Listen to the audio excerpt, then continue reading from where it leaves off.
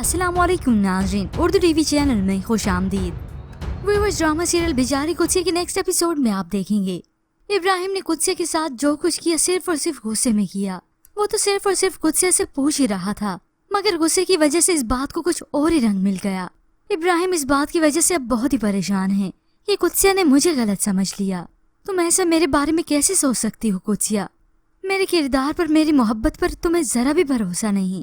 जबकि वहाँ अनाया है कि अब सारी चालें सोच चुकी है कि वो कुत्सी और इब्राहिम का एक दूसरे पर से भरोसा कैसे तोड़ेगी, जिसकी गर्ज में उसने सबूत भी इकट्ठे कर लिए। हो सकता है कुछ तस्वीर हों जिसकी बिना पर वो इब्राहिम से मुलाकात करने का कहती है।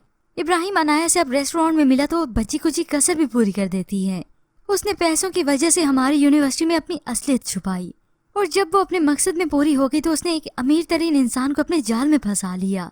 इब्राहिम चुपचाप ये सारी बातें सुन रहा है तो अनाया उसे मजीद बताती है, और वो अमीर तरीन इंसान पता है कौन है? मेरे ही पापा हैं। इब्राहिम ने जब ये सब सुना तो अपने कानों पर उसे यकीन नहीं आया।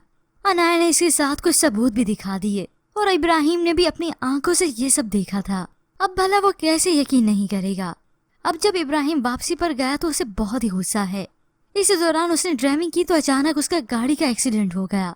इब्राहिम को काफी चोटें लगी, मगर वहाँ हाजिया भी जब सवाल लेकर अपने मालिकों के पास गईं, तो इब्राहिम की वालदा ने तो उन्हें और भी बेइज्जत कर दिया।